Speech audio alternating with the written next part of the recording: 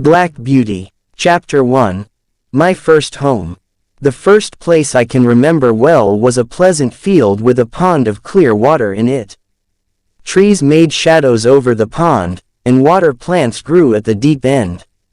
On one side was another field, and on the other side we looked over a gate at our master's house, which stood by the roadside. At the top of our field were more tall trees, and at the bottom was a fast-running stream. While I was young, I lived on my mother's milk, but as soon as I was old enough to eat grass, my mother went out to work during the day and came back in the evening. There were 6 other young horses in the field, although they were older than I was. We all galloped together round the field, and had great fun. But sometimes the others would kick and bite. The first place I remember was a pleasant field. They are young farm horses and haven't learned how to behave, my mother told me. You are different. Your father is well known, and your grandfather twice won the most important race at Newmarket. Your grandmother was quiet and gentle, and you have never seen me kick or bite, have you? I hope you will grow up to be gentle and a willing worker, and never bite or kick. I have never forgotten my mother's advice. She was a clever and sensible old horse.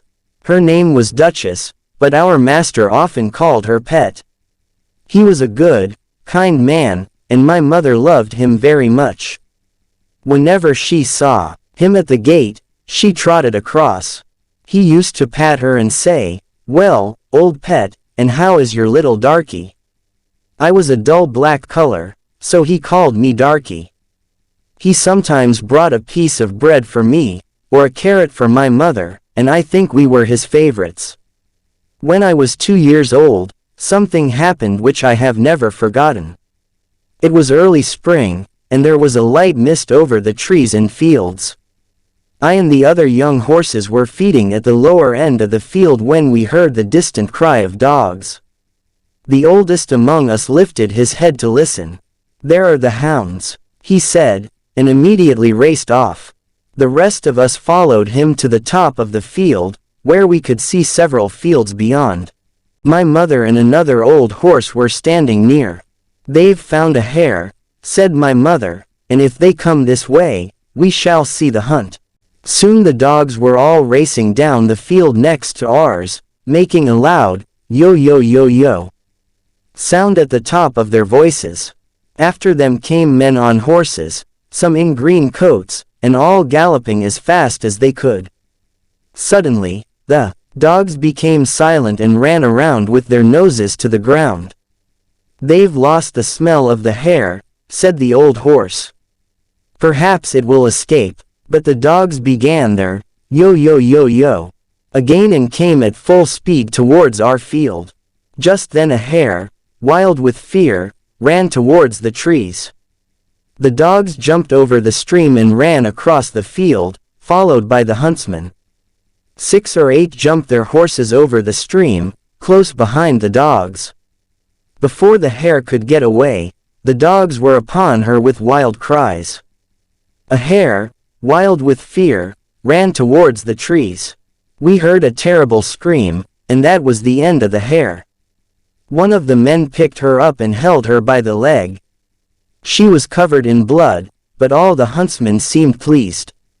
I was so greatly surprised that at first I did not see what was happening by the stream, but when I did look, I saw a sad sight. 2 fine horses were down, one in the stream and the other on the grass.